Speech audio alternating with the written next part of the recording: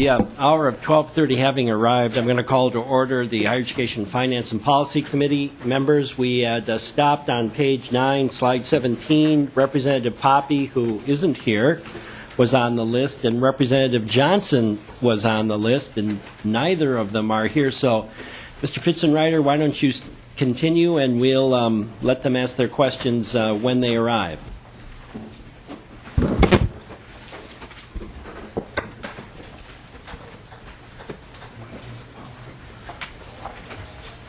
Mr. Chairman, while we boot things up here,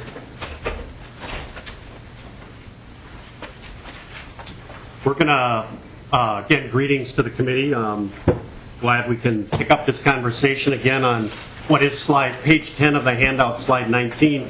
And we've been talking a lot about the internal budget process and how the biennial budget, annual budget's put together, some about tuition. We're going to move into the rest of the discussion today, and again, however long it takes for us to plow through this presentation. But today, we're going to start with what we call the internal budget model. So we've moved away from process, and we want to just share with you the internal process of what we use, or we call our internal budget model. And the internal budget model is the way the university, it's a set of guidelines for how we attribute revenue in the institution and attribute costs. And it all plays into ultimately the budget decisions by the university that are ultimately approved by the president and the board of regents. So with that, I'm going to give a little bit of history. Mr. Fitzenreiter, before you begin that slide, Representative Poppy has arrived, and she did have a question. It was either on slide 17 or a previous slide. So if you, Representative Poppy, to your question. Thank you, Mr. Chair. My apologies to the Chair and to the committee for being late. Yes, my question was about the budget proposals and as they come forward, with particular interest in the research, outreach research stations and institutes and likewise, and how they actually develop the budget and how they're included. So kind of who, what, when, how that works for places like the Hormel Institute, which is a research station within my district. Thank you. Fitzenreiter or Ms. Tonninson? Yes. Which one? Good afternoon. I will take that, Mr. Chair and members. Back on, there was a Ms. slide. Tonninson, why don't you identify yourself for the record again today, certainly. just to make sure we got it. Certainly. Julie Tonneson. I am the Associate Vice President for Budget and Finance and the Budget Director for the university. And we did a slide that listed all of the primary budget units. I'm not finding which number that was. Slide 16. No? Yes? Yes. Slide 16. These are the primary budget units of the university. And every center, every outreach center, every organization within the university rolls up to one of these primary budget units. So in your example, the Hormel Institute, for example, rolls up to the Vice President for Research in his office. And that office brings forward any proposals they have for all of the units within it. So as I mentioned the other day, each one of these primary units may have a little bit different internal process for how they gather information from their subordinate units. So it depends on the unit, but some process they have, they will be able to forward any issues, any financial issues they have or proposals they have, or any reallocation ideas and so forth, go up through their internal process to the leader of this level of unit. And then that level, so in this case the Vice President for Research, brings forward his priorities from all of his units to our process, in which we listen to them every year about what their issues are, and we go from there. Representative Poppy. Thank you, Mr. Chair. So just as a follow-up, how many so I believe you said there were 5 or 6 of you that kind of at the end are the people that maybe hear all of these and make those decisions. How many would a typical supervisor, manager person have as far as units that they are responsible for bringing forward those budget recommendations? Ms. Tonninson. If I'm, Mr. Chair and members, if I'm understanding the question correctly, each one of these 50 or so brings forward their proposals, And each one of these has different numbers underneath them. So the College of Liberal Arts might have 35 departments. The Humphrey Institute might have 2. The coordinate campuses have a lot of different units that report up to them, including facilities and so forth. So it varies by unit in terms of how many sub-departments they have within them. But they all come up equally to that group of 5 or 6. And we, that group of 5, actually try to represent the university as a whole, not segments of it, in our conversations. Representative Poppy? That's good. Representative Breiner? Thank you, Mr. Chair. Ms. Tonneson, would we be able to access some sort of organizational chart that shows exactly how that lays out, what comes under each of these primary budget units? Ms. Tonneson or Mr. Fitzgerald? Mr. Chairman, members of the committee, there is a university organizational chart. When we get later in the discussion, we can also show you the complexity of how that financial structure works vis-a-vis the organizational chart. One of the challenges that the university has, and I alluded to it in a publication that I forget the name of, that comes out of something with Wall Street in it, that it has been problematic for the university to determine through its HR system sort of the spans and layers in the organization, which I think is really an org chart. It's not that we don't have an org chart, but the reliability of that HR system is going to need a lot of work. But we'll go back and get for you what we do have. I'm just not going to suggest that it is entirely accurate. Mr. Fitzgerald, I think the Wall Street Journal article may be one of the few things most of the legislators have read. So your allusion is very appropriate. Mr. Chairman, are there more questions, or should we? No, I have no, unless Representative Johnson is here, I don't see him. Oh, I'm sorry. Representative Breyer, do you want to continue? Do you have another one? Oh, thank you, Mr. Chair. No, I just thought, given Representative Poppy's question, it's very unclear here how we would, if I were looking for the Hormel Institute or any other unit, I would not be able to tell from this list how to proceed. So some sort of logical key that we could research on our own if we wanted to make that connection or understand. Mr. Chairman, members of the committee will turn to the internal budget model and give you just a little history of which I think is important to understand where we are today in this process. Back in 1992, it is when I started at the University of Minnesota, and there was a popular concept floating around the country. It started in Indiana, migrated to Harvard. It was called RCM, or Responsibility Center Management. It got a very bad name in the early part of the 90s because in higher ed it got this connotation that it was every tub on its own bottom in higher ed. You either, Department X, Y, or Z either survived on its own or didn't.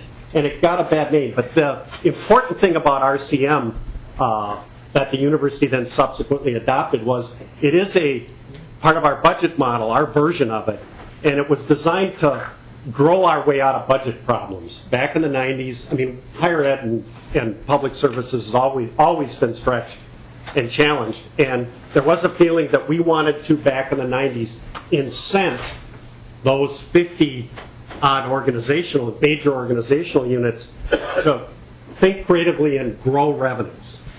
We also wanted to, at the time, increase the transparency about how decisions were made. We wanted to clarify, there was a lot of things going on in higher ed, where was tuition from an undergraduate student subsidizing the medical school. Well, RCM, our version of RCM, allowed us to clarify all that, and we have that system in place. But like anything, in order to get it adopted, we changed the name and called it Incentives for Managed Growth. And one of the big and most important things we did in that system in the 90s is, at the time, the vast majority of the revenue at the institution back in the early 90s was controlled centrally. So, for example, if a dean of the law school or the dean of CLA or the business school or the medical school wanted to increase their enrollment, they would have to come to Central, to the chief academic officer, and asked them, can I increase my enrollment 100 students, and can I keep the money? And the senior academic officer at the time, Jim Infante, who was a mathematician, would say, well, I'll tell you what, you can have 50 cents on the dollar, and I'll take the other 50 cents to pay other bills. Another dean would come in, or in fact, dean would come in and say, can I increase my enrollment 300 students, can I keep the money? Jim would say, I'll give you 35 cents on the dollar. And the deans would have lunch, and there was an outcry, I'm oversimplifying it some, but there was an outcry that there weren't any incentives in this system to reward the colleges. And there was no incentive to control costs either in the colleges. What we did in 1998, it was President Udall pulled the trigger on it at the time, is we took the tuition revenue that was coming central, controlled centrally. Remember, the Board of Regents and the President still control the decision about the rate, but the revenue from tuition is now attributed to the college directly in our internal budget model. And it's, as well as that, we took half what is ICR money. Indirect cost recovery money is the reimbursement the university gets over the direct costs of a grant. We'll talk about that more later.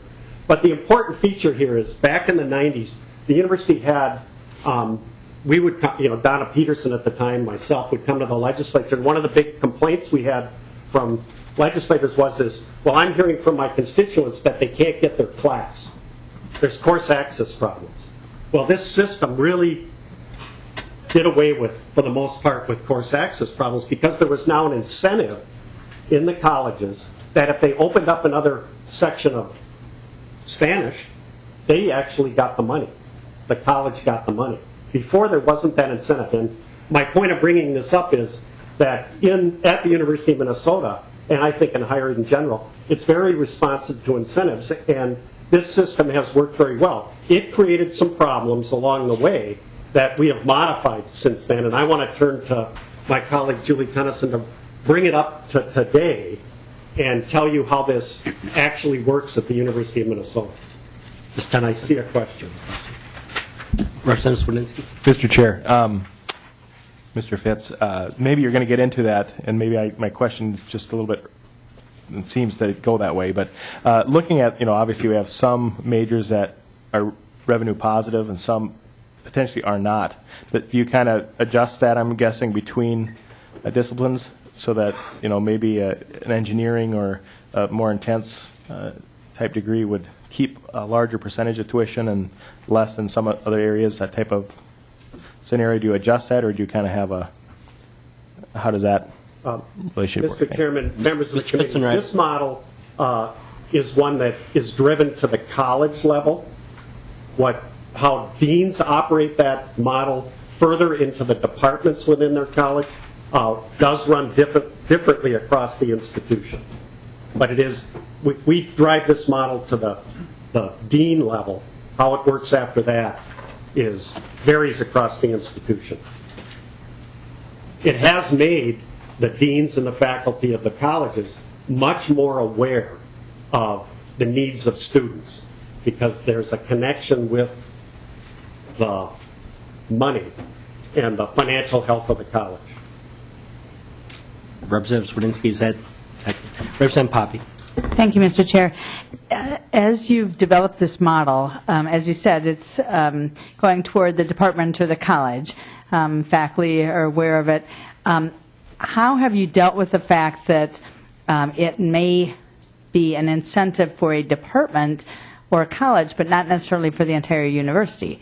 And my question is, so if you have students in a certain college and those faculty maybe now begin offering other classes that would not have typically been offered in that college. They might have been offered in a different college, College of Liberal Arts, for instance, but now they're in College of Business or something. And so the incentive is to grow their own college larger without collaborating across the university.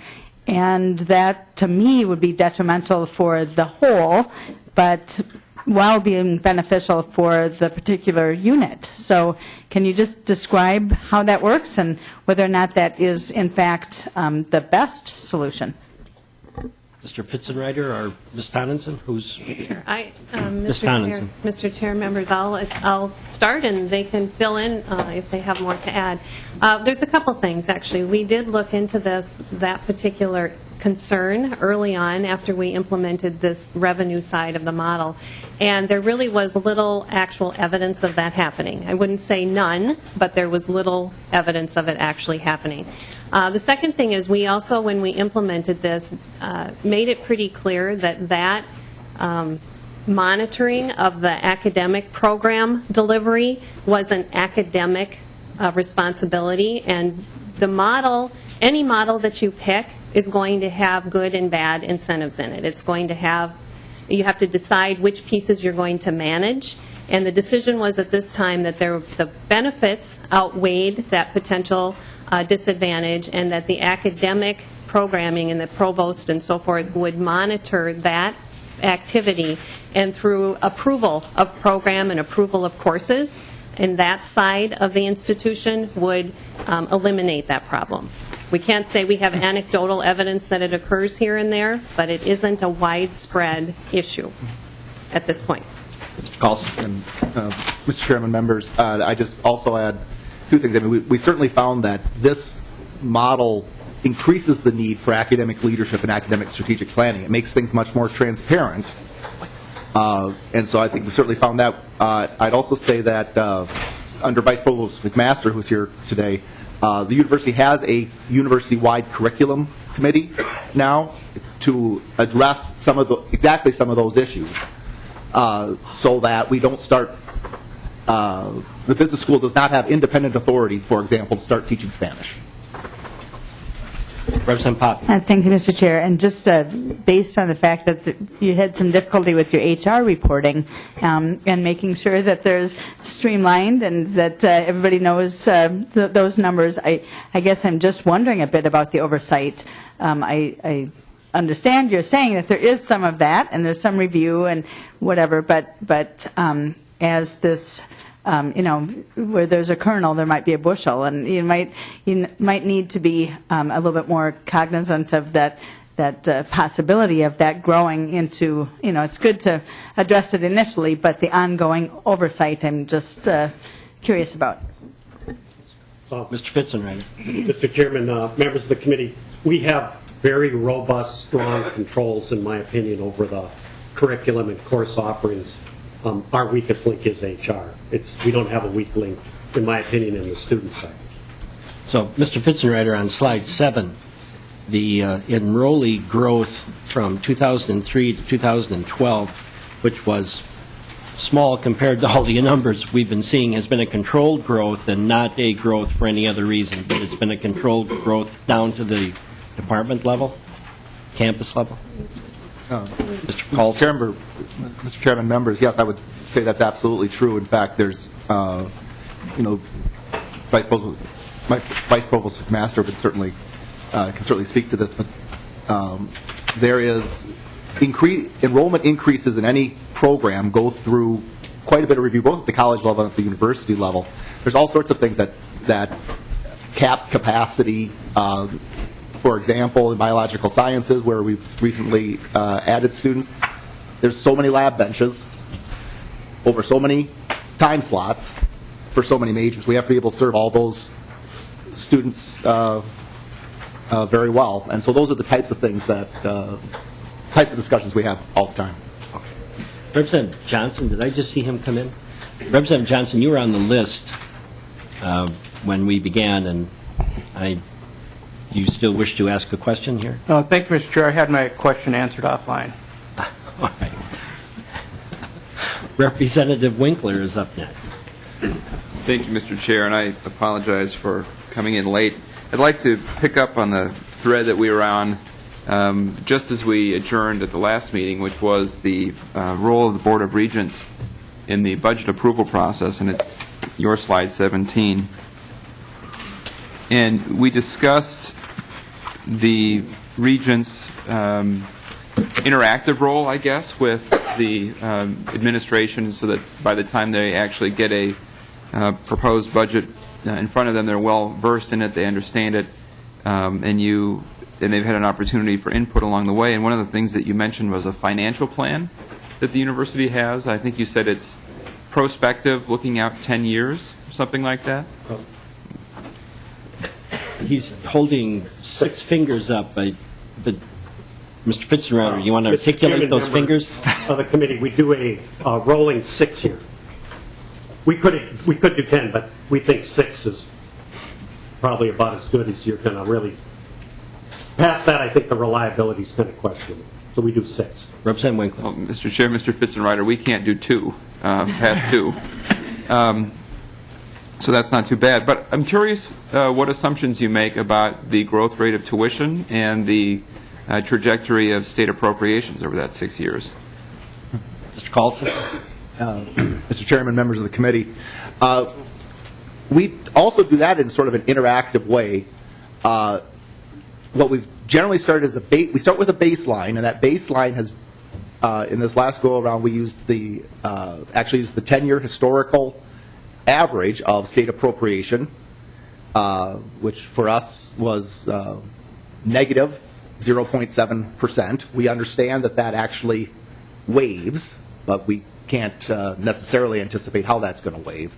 And we started our conversation with a tuition increase rate of 0, because what the board wanted to see was a baseline and then we also inflated costs. So we showed a gap that came out over time, and then the work with the board interactively is what are the policy levers in play to close that gap, to bring forth a balanced budget over a 6-year time frame.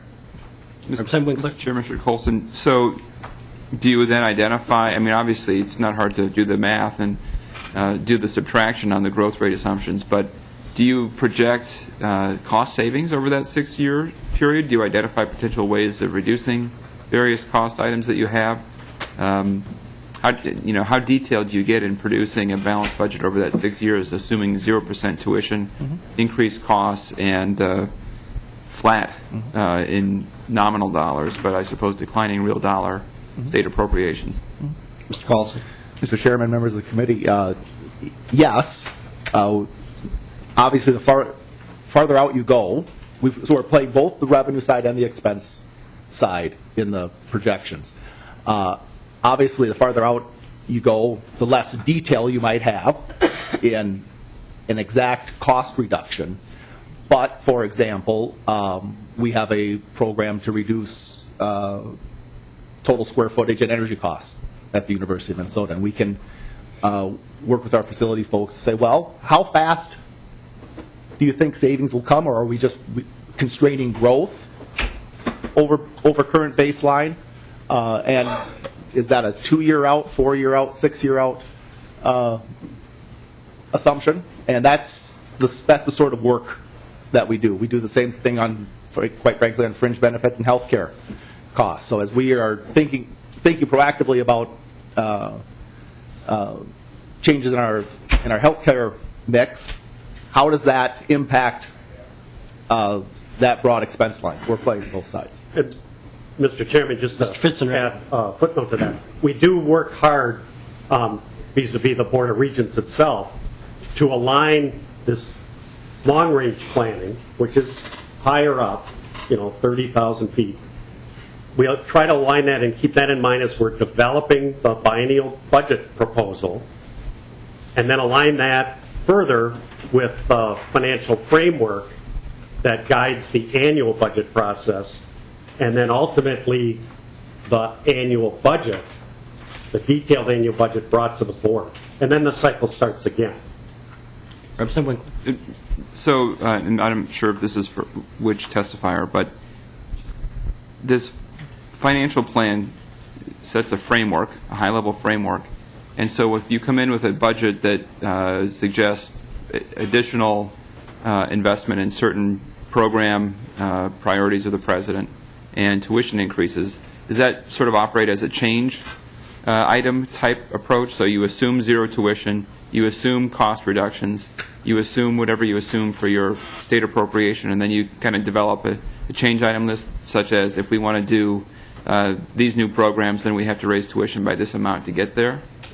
Mr. Chairman, Fitzgerald. members, I would say that's a fair characterization of the process. We'll be looking at, can we grow new revenues? Do we need to pull back on that investment assumption? What's the impact on tuition? What can we do about the health, our fringe benefit costs? Are we going to have a pay increase or not have a pay increase? We're pulling all those levers available through that high-level model, and then we're just continually trying to refine it as we go through the budget planning cycle of a whole year. Representative Winkler. And then finally, Mr. Chair, is it possible, as you're looking at these operational reductions, to break them into simple categories like faculty who are teaching, faculty who are engaged in research, non-faculty employees who are providing direct services to students, non-faculty employees who are not engaged in direct service to students, and overall costs that directly support teaching and scholarship as opposed to the various other activities? Is it possible to just kind of drill in on categories in that way? And if so, is that the kind of thing that we could have a view of what you've done historically? Mr. Fitzenreiter. Chairman, members, we have not done historically the kind of categories that you just mentioned. Would it be possible going forward, if that's the focus, how we wanted people to respond to a reallocation or a budget cut? Yes. But going backwards, we haven't done it specifically that way. Mr. Fitzenreiter, and Representative Winkler is getting at what the intent of these hearings are all about, both forwards and backwards, but certainly going forward, knowing what those categories are and who's in them, is what these hearings are intended to get us to do, to articulate what your budget is before we look at your budget request. So you will be going into next week. If that would be helpful to Representative Winkler, it would be helpful to the committee. And I'm not saying you can provide it Monday, but at some future time it would be helpful. Mr. Chairman, like I said, we haven't last year or the year before categorized or collected things along the categories that you mentioned. That's all I wanted to make sure you understood. Mr. Fitzenreiter. And to recreate that would be very difficult at this point. Mr. Fitzenreiter, when we get to the end of this and we have an omnibus bill, I've already put into the outline one of the things I'd like to have this committee, and Minsky and the others know about it, a statutory way of doing just exactly what Representative Winkler has proposed in more detail probably, so that we know this is the money you got, this is how you spent it, and then you'd be prepared to tell us, in Representative Winkler's example, of the details, so that we know the validity of the budget proposal that you're going to offer at some point in this committee. So I'm saying that that's one of the goals at the end of all of these hearings when we get to the omnibus bill. So just so folks are prepared, and I'm going to say it publicly again and remind them, and as you know, I tend to remind people often. It helps when we get to the end. Representative Gruenhagen. Thank you, Mr. Chair. Yeah, and I just add to that, if there, when we get to that final bill, if as far as the budget proposal, if you have comparative data with other similar-sized universities, historical and comparative, and I tend to repeat myself too. I learned that from my wife. The other thing, who decides on, what's the process for deciding on dropping course offerings or adding course offerings?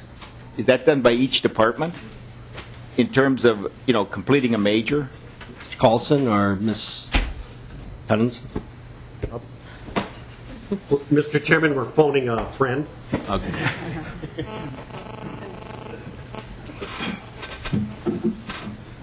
Welcome to the committee, and please identify yourself for the Sure. Robert McMaster. I'm the Vice Provost and Dean of Undergraduate Education. Mr. Chair, members of the committee, that's handled at the departmental level. So if a department wants to add a course, delete a course, change the name of a major, any kind of change like that, they would make. That would then be approved by a collegiate curriculum committee, and then that would bubble up to the central level where it would pass through the provost's office, and we would also see and approve that change. Mr. Chairman. Representative Gruenhagen.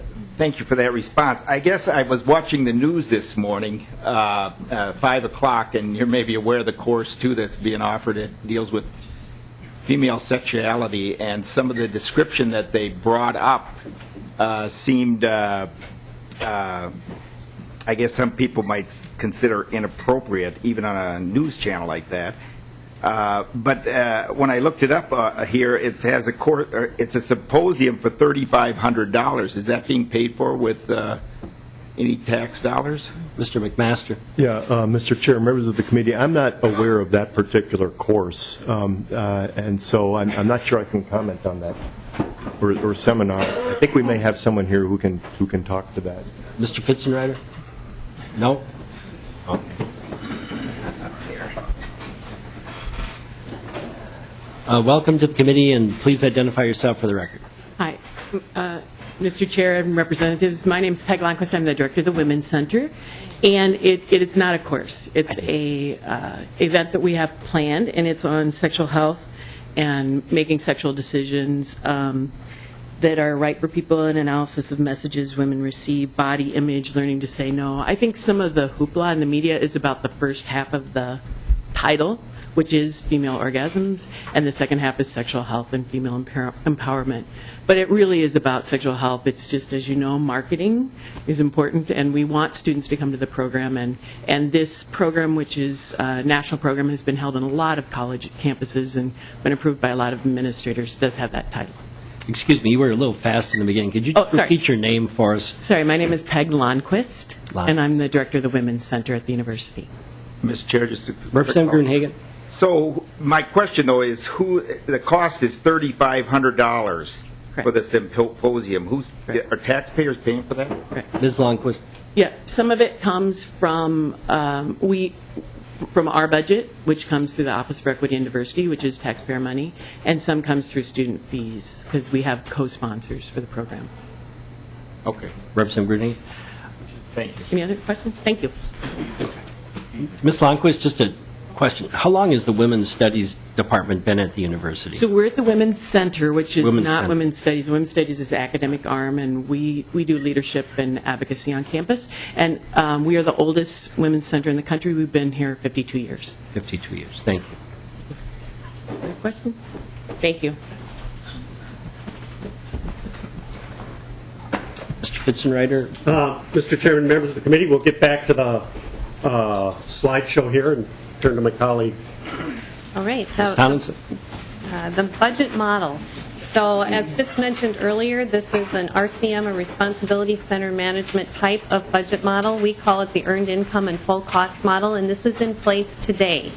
And how it works is all of the revenues that you see on the left side of the page, tuition, ICR, fees, gifts, sales income, et cetera, are attributed directly to the units that generate them, so the colleges and or the campuses that generate them. The state appropriation in the separate box down on the bottom is allocated also to the academic units, and it's an annual decision by the president and the board as to where that money goes. The revenue and the expense are both allocated at that primary budget unit that was on that previous slide 16. So that's a college or a major support unit or a campus. Academic units, as on that slide again, I refer back to that slide 16, are the ones on the left. So those are the ones that are getting the tuition, the sales income, the state appropriation. All of the support units, which were on the right side of that previous slide, all of their budgets are in a cost pool, which is the right side of this slide. So we have created cost pools that we then charge to the academic units. So all of the revenue, including the state appropriation, is allocated to the academic units, and they in turn pay their direct costs from those revenues and their indirect or university support costs, which are in the cost pools you see over on the right. So our Office of Budget and Finance, which is a support unit, our budget is in a cost pool over on the right called Support Service Unit Cost Pool, the bottom one on that list, along with the budget for the general counsel and HR and university relations and so forth. They're all in that cost pool. And that's how it works. Everything gets paid for, all the revenue goes to the academic units, and they pay all of the costs as well. And this slide shows you some examples of what are in each of those primary cost pools, the services and the support units that are in those cost pools. So, for example, the facility operations and maintenance cost pool includes the cost for all of our custodial services, our land care, R&R, and so forth. If you look down at student services, that's going to include the admissions office, orientation activities, student finance, and so forth. All of the support costs are in one of these cost pools, that if they are institutional level or campus level support costs. Ms. Townsend? Yes. Going back to 22 and then on 23 slides, I notice there are no numbers associated with any of these. Is there a rough number you can give us to what these pools actually consist of? Yes, or sir. a very accurate number, either one? Sure. Yes, sir. The year we're currently in, FY13, if you added up all of these, including utilities and debt service and so forth, it adds up to about $490 million. That is through the cost pools. When we first implemented the cost side of this model, Fitz showed you on an earlier slide the revenue implementation of the model where tuition and ICR began to be attributed to the colleges. That was way back in '98. The cost side, where we created these cost pools, didn't happen until 2007. And when we did that cost side, many people within the university thought we were going to allocate costs and attribute costs to incent behavior, much like we did on the revenue side. We're trying to get people to make decisions that would maximize revenue as best as possible. So they thought we were going to do this the same on the cost side. But it became clear to people as we got into it that we needed to talk about the cost attribution a little bit differently because many of the costs a person in a department can't impact. A person in a department can't do a lot about the cost of our office, for example. So we thought of a different way to describe this as a way to provide information to the leaders of those units. And that is that the cost pools you can think about in three different ways. Some of them are consumption-based in that there is a direct connection between the activity in the department and the costs that they pay. And the examples here would be debt service and utilities. If I'm in a department and everybody in my department consistently shuts off their lights at night and shuts off their computer screen and so forth, I will see the benefit of that because my utility cost will go down. There's a direct connection. That's the consumption category. Most of our cost pools that you saw in the previous list are what we call cost driver based, where we're not actually measuring use of the service. Rather, we're creating a proxy for use, and that would be something like assignable square feet or head count. So, for example, our technology cost pool is it's distributed out to the academic units as a cost based on their proportionate share of total head count. We're not measuring how many times each employee plugs into the wall and uses the computer or signs up through HR system for something. We're not measuring those activities. Rather, we're saying if you have this number of head count, your potential for use is higher or lower than another unit with a higher or lower head count. That's what the cost driver-based allocations are all about. So we're not measuring actual use. We've created proxies for use. Ms. Thompson, I've got a couple of members who want questions. Representative Poppy's first, and then when she's finished, Representative Winkler. Representative Poppy. Thank you, Mr. Chair.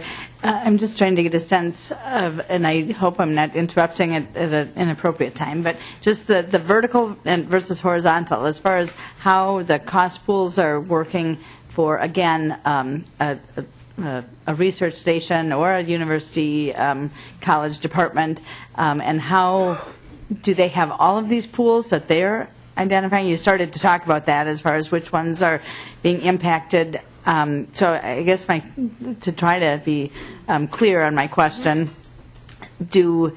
how do the pools interact with the departments as far as what they're looking at when they're developing their budget? Mm-hmm. That's clear. Ms. Donaldson. Sure. Mr. Chair, members of the committee, one thing to remember is that the model is implemented at that primary budget unit, so from our perspective, it's not at a department level. We are not creating a charge for the Department of English. We are creating a charge for the College of Liberal Arts. That's important to understand. There are some colleges that have chosen to take pieces of the cost pools and allocate those costs down to their departments to incent particular behaviors, but that's a decision of the dean of the college or the chancellor of the campus in how to do that. But our charges go to every one of those academic primary budget units that were on the left side of 16. So every one of those is going to get charges. Now, they're going to get different charges based on their statistics by which these cost pools are distributed. So, and you will see on an upcoming slide some of that distribution, how what the medical school pays for, which looks a little bit different than what the College of Liberal Arts pays for because of the makeup of their activities and their people and their space and so forth. So I hope that you'll see that as we go a little bit further in here. Representative Poppe, finish. Just one other question, thank you, Mr. Chair, is just regarding facilities operations and maintenance. I know that obviously newer facilities probably are more cost efficient than older facilities. So just, and maybe this isn't the appropriate time right now, but to be talking about in the future, thinking about answering the question about the facilities and the cost and how do we actually reduce overall that expense for each department as well as the university. Ms. Townsend. Mr. Chair, members of the committee, this is a fine time to talk about that. The facilities pool, when we first implemented it, people within the community actually had the same thought. They would say, well, I'm in an old drafty building, this isn't fair. And we discovered through analysis some interesting things. The first thing was that really what varied, first of all, is utilities. Beyond utilities, the actual maintenance costs and the custodial and so forth doesn't differ a lot by building or use of building, but the utilities did. And surprisingly, the brand new buildings with sophisticated air handling systems were more expensive on the utility side to operate than the old drafty buildings. But we also have in place different programs through facilities management to help lower costs. So they will come in, for example, and do an energy audit for a department or a college or whatever level to try and help them figure out ways to lower their utility costs, as an example. And there's lots of different, and facilities management as a unit has been given reallocations through the years as well where they've had to cut their budget, and they have responded in different ways to reduce costs. So they've reduced the cost of providing custodial services, for example, for everybody. And then that gets spread across everybody because it's a pooled system. So I hope that answered your question. Representative Winkler. Mr. Chair, maybe she must have finished the third point in the slide, and then I could... All right. Ms. Townsend, why don't you Okay. do that? And Representative Johnson is after Representative Winkler. Certainly. The third point on here was simply that we had one cost pool, which was the support service unit cost pool, which is a collection of a lot of offices. As I mentioned earlier, HR, General Counsel, President's Office, our office. The collection of those offices, we couldn't think of a good proxy for use of our services, and so we decided to distribute that one, we thought, in a reasonable way, which was based on total expenditures. So the academics units are charged for this cost pool based on their proportionate share of total expenditures, all funds, as kind of a reasonable way to spread that cost. We could have charged, for example, we could have made it more complicated and charged units every time our auditor went in and audited them, but that's not a very good incentive. We didn't want to get down to that level of complexity, so it's pooled in this way. Mr. Fitzenreiter. Yeah, Mr. Chairman, members, just to underscore something about this model, while the attribution of cost is not entirely up to the local unit to modify or opt out of or change, one of the other features of this model for us is it does have an enormous amount of transparency for the university community. And because of that transparency, there is tension. So, for example, if we add another police officer in health and safety, that add of a police officer goes into the cost pool. By the way, that is itemized on our website, all the changes year over year in these cost pools. And the university community then sees that, and there is a discussion about that.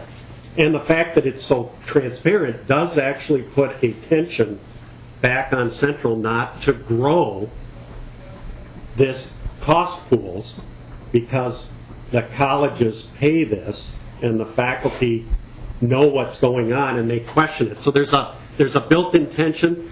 I can admit that there are people in the central administration who don't particularly like that tension. The librarian doesn't always want the university community know that it's okay that she wants people to know what her direct costs are, but the university community sees her indirect costs when we charge out the libraries. So that tension is really healthy, we think, in the system. And I'll go to questions. Representative. Thank you, Mr. Chair. This is kind of this goes back to your slide 22, but it ties into 24. I missed if you said it what ICR is, but so that's part of the question. But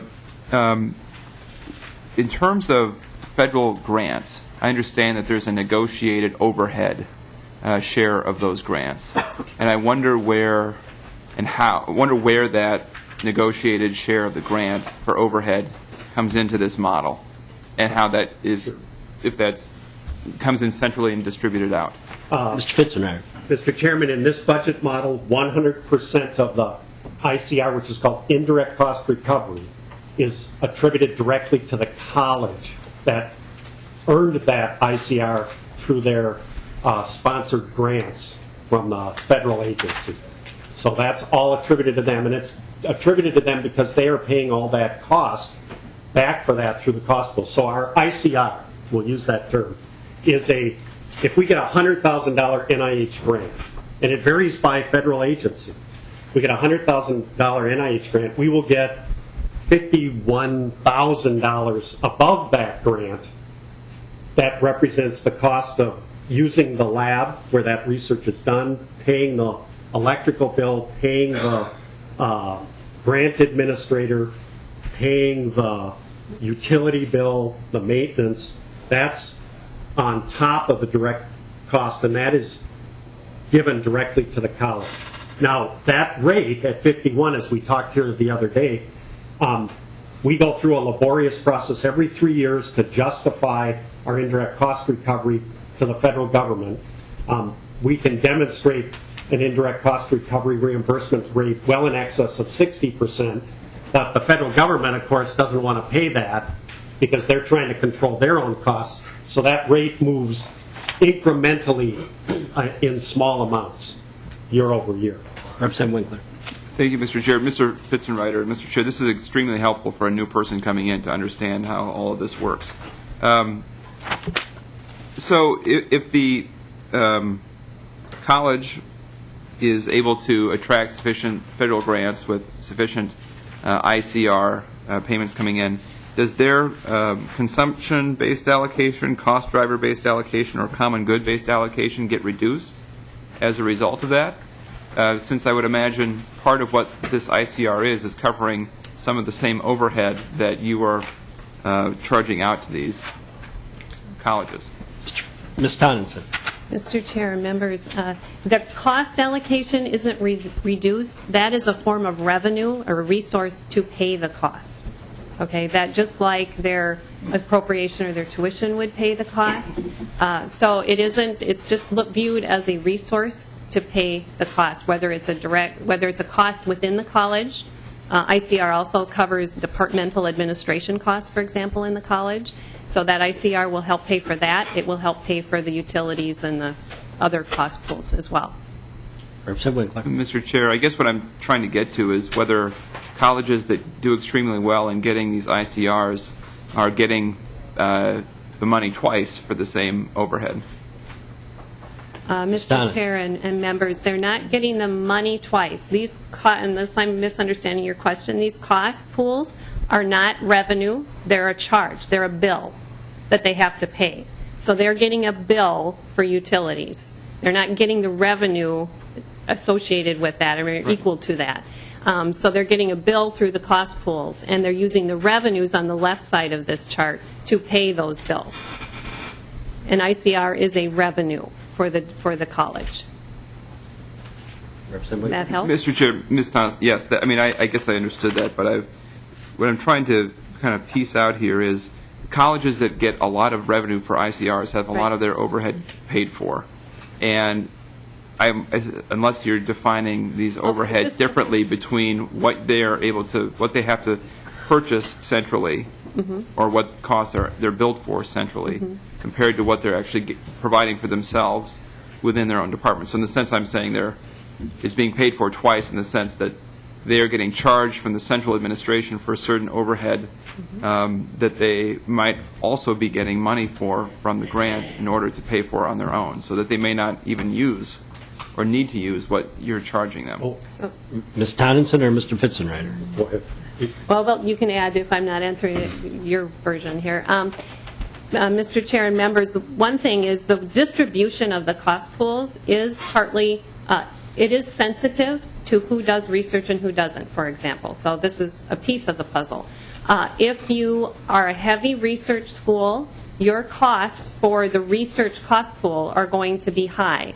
And so you're going to have more overhead costs just naturally in the model because you do a lot of research. If you have a lot of space to do research, you're going to have more costs. So if I'm a college that doesn't do a lot of research, College of Liberal Arts, Carlson School of Management, for example, I don't have hardly any costs for research infrastructure through this model. And I may have less facility costs if I don't have labs. Right, so on the next slide, it kind of shows you a little bit how those costs are distributed.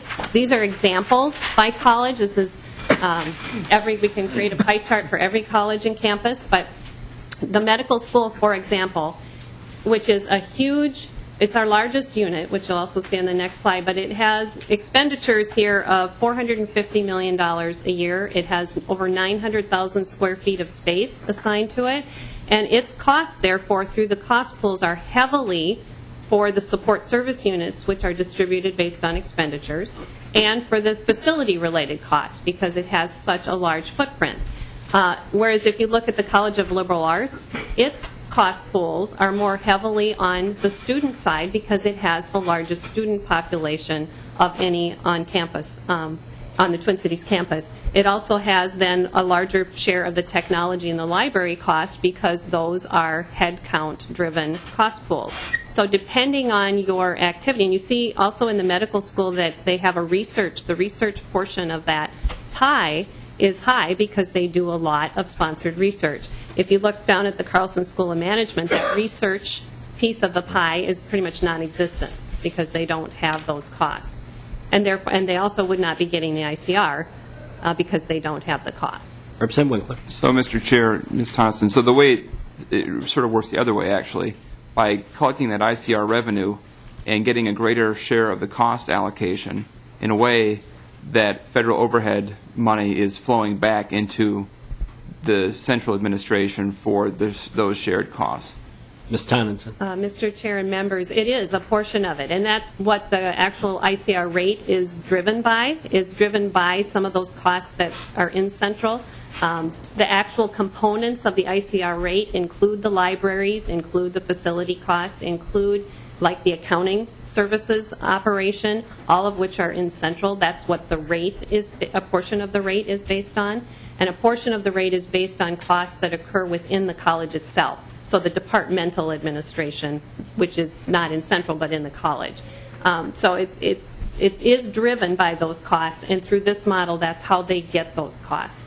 Prior to this model, that ICR was split. The revenue was split, as we showed you on the earlier slide, 50-50, because 50% of the costs in the ICR formula were in the college, and 50% of the costs were in central. So the revenue was split. What we've done here in the model is move all the costs, 100% of them, to the college, so they get 100% of that revenue. Representative Johnson, you're next. Thank you, Mr. Chair. I'm trying to deconstruct some of what seems to be kind of cumbersome language at times, at least to me, and try to understand exactly what you're talking about. So when you say costs allocated based on relative share of identified cost driver variable, if I said that to my neighbor, they wouldn't know what the heck I was talking about. So what are you talking about? What are the variables that you're talking about? Is that what's in the pie charts here? Is that the...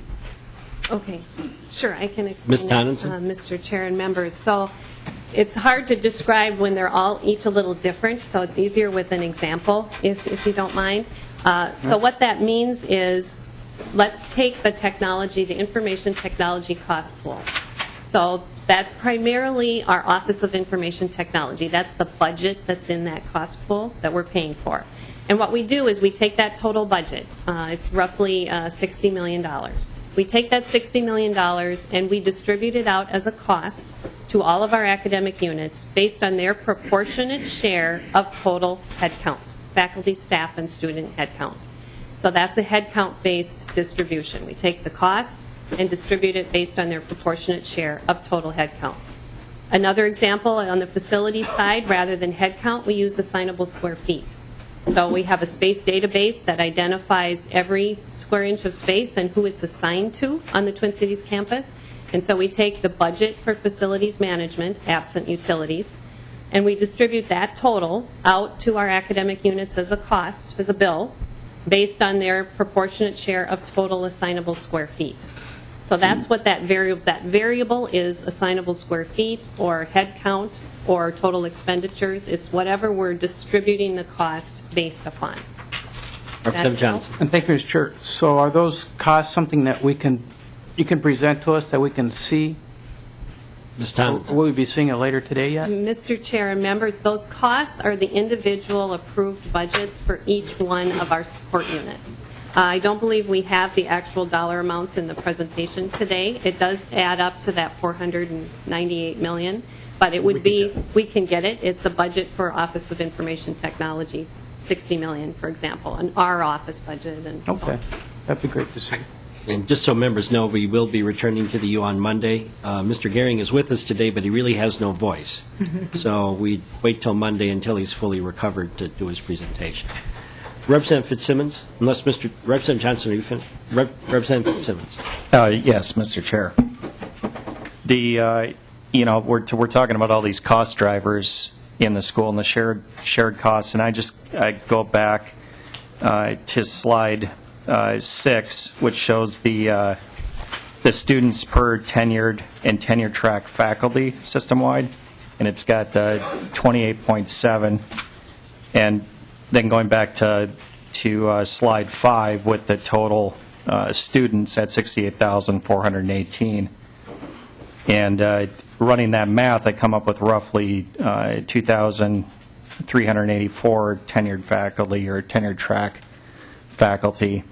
And then on the previous slide number 4, it had 25,000 headcount employees, which then, if my math's correct, it's 22,616 non-tenured faculty or non-tenured track faculty. And I just wanted to make sure, is that correct? And can we get some kind of breakdown on what that faculty is? Mr. Carlson? Or what that employees? Yes, non-faculty employees.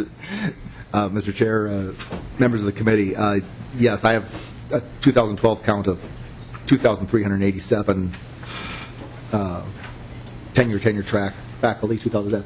Okay, yeah, I was off by 3. Yeah. That's just Pretty good. Pretty good math, absolutely. And we will be talking later, probably later in this presentation, about a cost benchmarking study that really tore apart the entire employee base in various ways. And we've been working actually quite hard at being able to classify the other 23,000 employees, which also includes graduate students, graduate assistants, by the way. So yes, we will be able to do that. Right. Representative Fitzsimmons, you have another question? Yeah, Mr. Chair. No, I appreciate you recognizing the importance, because it's a factor of nearly 10 to 1 of employees that are not faculty, not teaching in the classroom, and just getting a grasp of what that looks like. So thank you. And Mr. Chairman, bear in mind that headcount number includes the folks in parking or housing or Sure. all activities at the Yeah, I recognize that. That's why it would be very enlightening to see what that actual breakdown is for those departments. Thank you. Any other questions? Sorry. Representative Byrne. Thank you, Mr. Chair. I came in late, so I apologize if I'm misunderstanding the slide in front, and I also apologize for being late. The example cost pool distributions by college, So are you giving an example of how you allocate fund from the home office, or is it actually allocated and then managed at each of those sites and others, because it says these are examples? Mr. Fitzenreiter? Mr. Chairman, members of the committees, what this chart is meant to show you is how our distribution of the costs, the utilities or the debt service or the cost of the student registration system or the like, impacts the individual colleges differently. That's what this chart is, these pie charts are meant to show you. Okay, that's a little different. Representative Norton. Thank you, Mr. Chair. And at some point, are we going to move into the management of, once money, you have it and it gets allocated out, and the management aspect of it, are we going to get to that at some point, or is that later on as we get to the line items? Fitzenreiter, how do you want to answer that? I'm not exactly sure, Mr. Chairman, Representative Norton, what you exactly mean by that question. We can take it offline, or Well, I'll just. Representative Norton. Thank you, Mr. Chair. I mean, you have a very large budget at the University of Minnesota, and the main office has a central budget, but money then goes out either through research grants, through allocations to colleges, to departments to be spent, and I'm curious as we move along how that money is managed and what kind of accountability there is and transparency once you make those decisions about who gets what money, and maybe that's not for today. I guess I'm just wondering how, are we going to get to that? I think we'll get to some of that here as we move along. Okay. And if we don't, we'll follow up. Thank you. Yeah, and members, remember to continue to ask, just in case there's an oversight, as unlikely as that might be. Representative Swinensky, you have another question? Yes, Mr. Chair. This kind of dovetails a little bit with Representative Norton's question. Looking at your pie charts again, obviously we have investments from other areas of the state beyond, so from a bonding perspective and actual construction costs. Have we ever kind of dived into that as far as, beyond higher educational investment? Have we looked at, when we're looking at cost drivers and we're looking at utility disbursements within each of the colleges and costs, have you ever thought of adding, what the investment from the state standpoint when it comes to a bonding proposal or reconstruction, if we're rebuilding campus buildings? Because, if we're looking at, we talked a little bit about all costs when we were talking about the federal grants and what process that does and what part that takes when it comes to utilities and payments and overhead. Has that ever been kind of brought into the fold as well? Mr. Chairman, members, in this pie chart and in our cost pools, the colleges, so I'll give you an example. If a college, if we bring a capital project, which we do quite often, to the legislature, we are responsible for 1/3 of that obligation. That obligation is an obligation of the occupants of that building in our budget model. And that cost of that debt service or the cost of the new building operations is charged through this budget model. Representative Swinensky. Thank you, Mr. Chair. So your 1/3 is part of that. But I'm saying like from the state's portion outside of the institutions itself costs, because if we're looking at government support and from a taxpayer standpoint looking outside in, obviously 1/3 of the costs are kind of generated or revenued through you, but from the outside looking in, all costs. I guess that's maybe the clarification I'm looking for. Mr. Fitzenreiter. Mr. Chairman, members, I think I understand the question, and it's really looked at not so much in when we're doing the operating budget, but when we're setting the capital budget. Yeah. While there's a slight pause here, I do want to thank Representative Norton. She has shared with the chair two very interesting lists of salaries at the University of Minnesota. I would encourage other members of the committee, if they're doing research, and I hope they are on the side, if you would share them with the chair. I don't share them with anyone else unless they would allow me to do so. But if you're gathering information, which you should be doing, we are encouraging sharing. So if you share with the chair and you tell me to let the rest of the committee know, I will do that, but those two lists are very interesting. So thank you. Mr. Chairman, members of the committee, in a package that we delivered to the committee on Monday, to Mr. Mallender.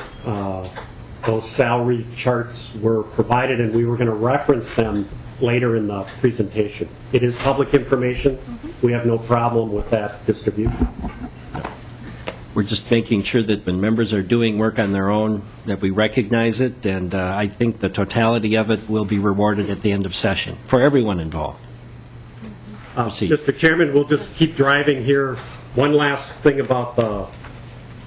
This is the sort of the last slide in this part of the presentation, and it's a display of our academic units and the coordinate campuses in terms of their revenue mix. And really, just a couple of quick messages from this one.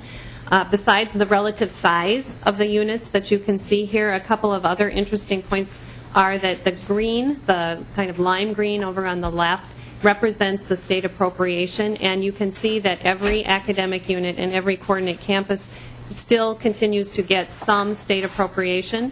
It just much like the state, it is concentrated based on size, and if we get cut, we have to go where the money is as well.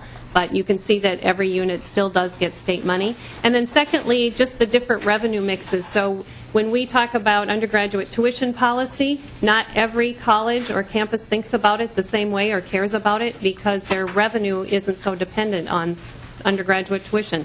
CLA and the college and Duluth and Carlson School of Management are very dependent on tuition. If you look at the medical school, tuition is a very small proportion of their total revenues, and they're going to care much more about the federal fiscal cliff and what that might do to their federal research funding and so forth. So depending upon the unit that you're looking at, they're going to have different concerns and different things that they need to manage in terms of their revenues. So that's the end of that one. We'll now move into just a very, again, a high-level overview of the revenue and expenditures of the university and how we think about it and the way we talk about it to help perhaps for you to understand and maybe even communicate with us better. But we do, and the board does approve an all-funds budget of the university. We immediately parse that budget into two buckets. There is a sponsored component to the bucket, to the revenues in the university, and sponsored, these are a lot of accounting terms, I'm going to apologize, but sponsored expenditures, that's really the research portfolio of the institution. That money is considered an exchange transaction with NIH, where they give us money and we do research and give them a report back. There is an entire set of regulatory framework around that money. Huge reporting responsibilities, tracking responsibilities, an enormous effort on the part of the faculty and commensurate staff to make grant applications, receive that money, track that money, spend that money, enormous effort. We'll talk more about how much that amounts at the university shortly. And then I guess the accountants, which I'm not one of, decided that if we had sponsored spending, everything else would be non-sponsored. So non-sponsored spending at the university really is the annual operating budget of the institution, setting aside that sponsored research, which often are multi-year awards. And on the non-sponsored side, and we're just going to go down this, peel this onion all the way, is we spend a lot of time on all of this, but there are locally generated revenues, and then we have other buckets that we talk with the Board of Regents about that we call centrally allocated and attributed. It's the state O&M, the state specials, the tuition, the ICR central reserves. That's just a high-level way we organize our thinking and the accounting around the university. But the real complexity of our accounting system and our budget is on this chart. We've talked just a short while ago about those 51 academic and support units, the primary organizational unit at the university. Underneath that, in our accounting system, are about, it varies, but it's about 419 departments. So think of the medical school and the Department of Pediatrics. Okay, then underneath that, a department may decide, and there are over 200, almost 2,100 activities. So you got medical school, pediatrics, and they may want to, by their own choice, track juvenile diabetes. So they will, it's medical school, pediatrics, juvenile diabetes, and any one of those activities could be funded by up to 82 different flavors of money, whether that's state special money, whether that's endowment money, auxiliary money, clinical income, grants and contracts, federal, there's 82 different sources of funds. It's at the state level, it's kind of like having activity funded partly by the Trunk Highway Fund, partly by the Game and Fish Fund, partly by the General Fund, partly by the Workers' Comp Fund, or the, it's a complex set of funds that support the activities of the institution. But it goes several steps further. The actual budgeting and spending occurs in an account. And in that account, and those grow every year, at our last count recently, there was 108,000 unique accounts where budgeting and spending occurs in the institution. And we have to track that spending by function code, instruction, research, public service, etc., and by that object of expenditure, what some call the natural classification, salary, fringe, supplies, equipment, etc., and we have to track it by a revenue code. So you can imagine what we call the chart string to keep track and dice this budgeting and accounting system. And we can add from the bottom up to the top and sideways, and it is an enormous system. And every time, for example, that we receive another $5,000 from a donor, that donor is going to want to know how their money is spent. It gets put in a college, in a department, in an activity, in a fund, in an account, and then we have to track it and report back to the donor as our fiduciary responsibility, because they often want to know, almost all of them want to know, how did you spend the money? So there's an enormous infrastructure around, just because of all the reporting and accountability we have. This is the result of the general ledger at the institution. As I said, Representative Lean, I think, has a question. Thank you, Mr. Chair. Mr. Fitzenreiter, I understand the money is tracked based on what you just said, these codes and everything, but how is the determination made as to which fund funds these certain activities? Yeah, Mr. Fitzenreiter. Mr. Chairman, members, there is a set of definitions that for each one of these funds that the units deposit those dollars into. We monitor to make sure they're using the correct codes throughout this system, because of course we want to make sure that on the back end we're doing the proper accounting and proper reporting. But there is, of course, on the function code side, I'll give you an example. That's a tough, and one reason we have definitions is higher ed does try to make, we'll get to the comparisons to peer institutions. There is a national set of definitions. But I can tell you that our experience has been that when you try to compare across institutions with this data, it's very, very difficult, because they are subject to interpretation by the individuals and in all of the universities and colleges across the country. Comparative data is difficult to, it's interesting, informative, but it is, our experience has been it's pretty fraught with problems. Representative Lee. Thank you. Again, just moving very quickly, the total expenditures, as I said, we keep track by object of expenditure. We are a people business. Almost 2/3 of our spend is in salaries and compensation. And as I said, we have to keep track of it by function. This is just a recent trend at the university for our non-sponsored side, the annual operating budget. The top purple line is just the salary portion of what we spend. You can see it's been relatively flat during this time period. We have not had large pay increases. It's been flat. You can see the green there as our fringe benefits. Good news there is we are seeing in particular our healthcare costs plateau. Those have slowed in their trajectory in just the last couple of years. And you can see a sampling of the other items. But we are a people business, and our biggest expense is the salary and fringe costs of the institution. This gives you just a quick view of how that mix has changed since 1998. I picked 1998 because, frankly, this chart going back further is distorted because the university at the time had a hospital, and it kind of distorts the data. But you can see the declining, it's not a secret, the declining state share as a percent of the total budget, the increasing cost of our part that tuitions played, and it just gives you sort of the trajectory of what's the changing mix at the university.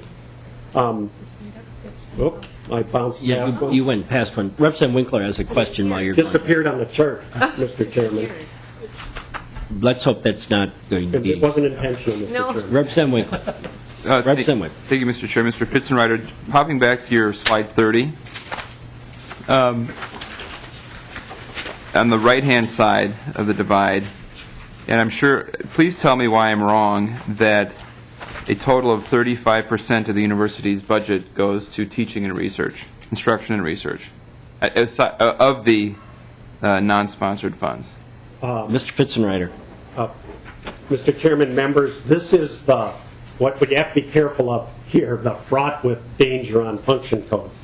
The function code instruction represents, because of the way we all have to track it, represents the compensation of the faculty member and some attributed supply expense.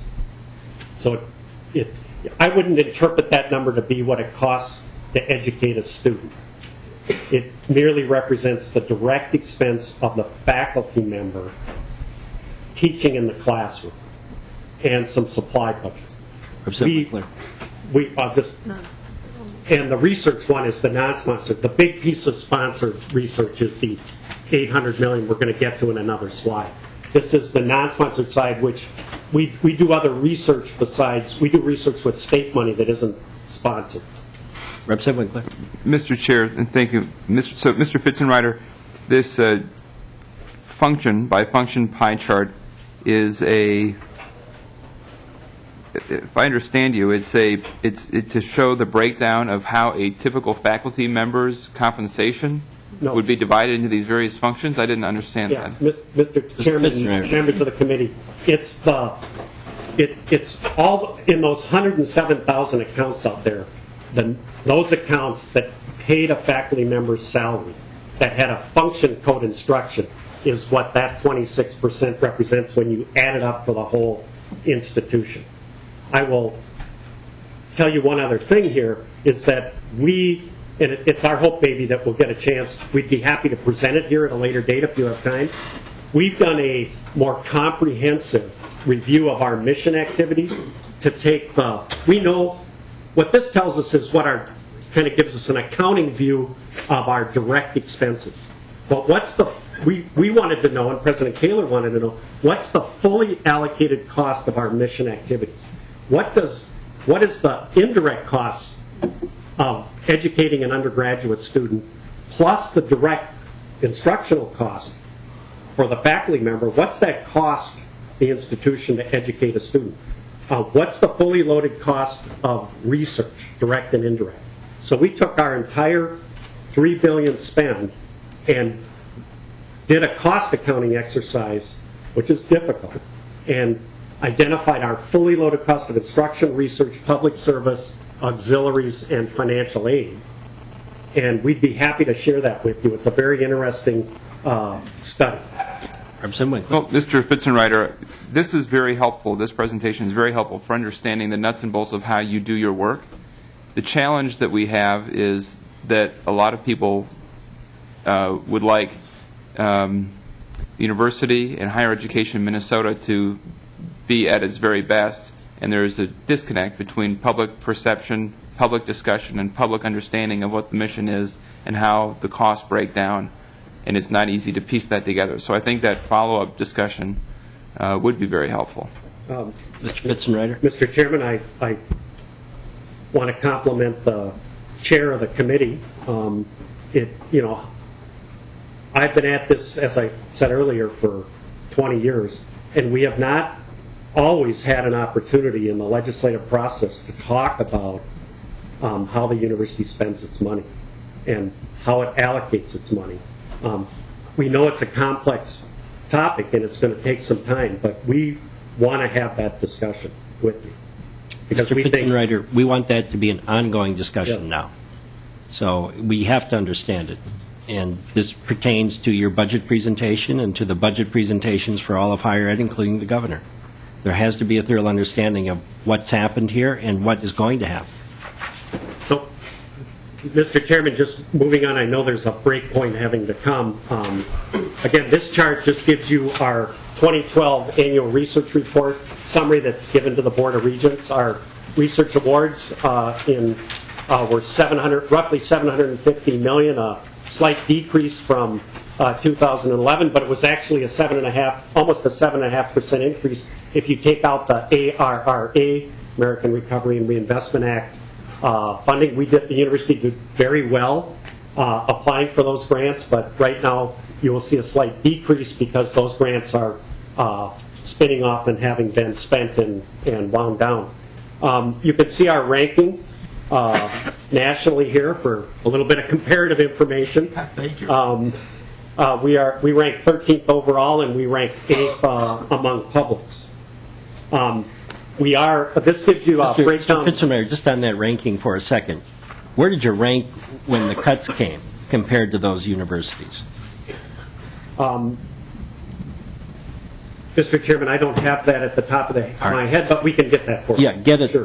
Because my recollection was that we had some discussion of that last session, or at least it was from your side that there was a discussion of it, but I would like to see that too, and as we go forward. Representative Winkler. Thank you, Mr. Chair. And I know I'm asking a lot of questions, but if you would just give me a That's little the intent of this, so go ahead. roll of the eyes if I'm going too much, please do so.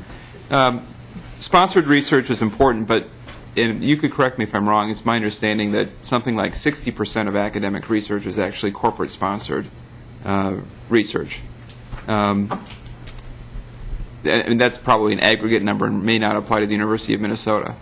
But I wonder if you go back to slide,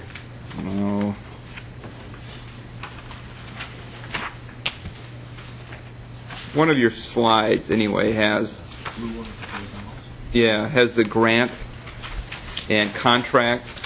26. Look at this bipartisanship. Mr. Chairman, I think the slide 26 shows grants/contracts, and I guess what I'm wondering is if the grant/contracts categorical ties out to this research report summary includes contracts for research rather than federal research grants. Ms. Tonneson? Mr. Chairman, members, he's a great setup guy. He didn't look to the next slide, and I think the answer's on this slide. I think. What this slide is, it shows you of that $750 million, the source of that money. So you can see that the lighter blue there, almost sky blue, not sky blue, but the 38% is from NIH.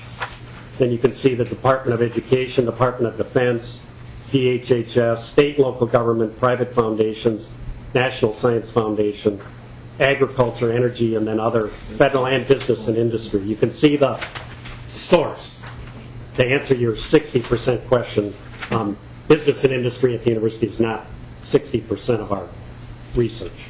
The bulk of it is federal government. And you can see on the pie chart next to it who the major recipients of that federal money are. So medical school is certainly a big piece, public health, and agriculture.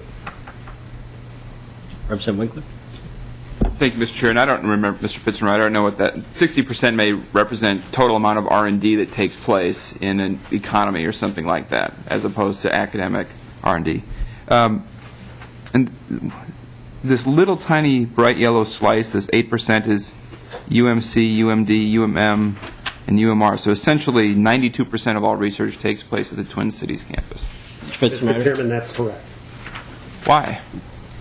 Mr. Fitzenreiter? Mr. Chairman, just different missions. Morris is not, is an undergraduate, small undergraduate campus. Crookston does some research. UMD does probably the next biggest piece of that. you know, I'll just be honest, research is very expensive to do. Representative Winkler. Mr. I've got Chairman, Representative I would Poppy just next, ask, so- Mr. Chairman, I just would have, they don't have a medical school at Crookston, so they're not going to be a big player in, they don't have a big science and engineering effort at Morris or Crookston. Mr. Chair, I guess Representative Winkler. I think Duluth and Rochester's new, but Duluth, it seems to me, is really where the question lies. Why doesn't more research activity take place there? Where they actually do have a small medical school, anyway, and certainly... Mr. Which, Fitzgerald. for purposes of this chart, is part of the Twin Cities. All right. Representative Poppy, you're next. Thank you, Mr. Chair. And just along those research lines, because once again, I represent the Hormel Institute, which is a very strong research institute and brings in millions of dollars. And I'm just wondering about the digging down to be able to show that the dollars that are brought in through the institute, because not everything is in the Twin Cities. And I'm just wondering either on number 34 or 35 or beyond to be able to have that layout so that we can see where those dollars do come from and how much, because I think that because the University of Minnesota, as has been stated many times, is a university that serves the entire state.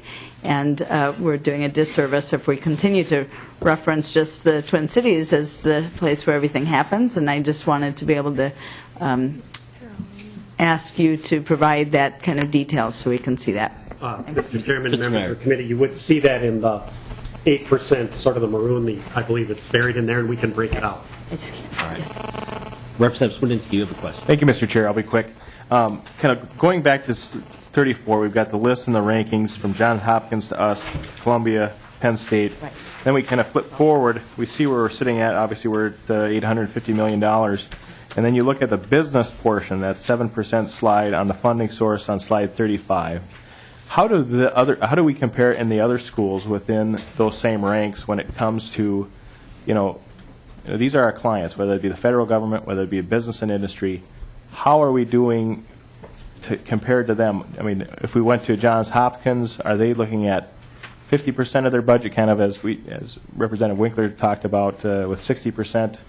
How are we comparing when it comes to actually attracting, if we're just tunneling, doing more governmental style research rather than industry, my guess is there may be more financial gain when it comes to patents and shares and things when it comes to business and some of that.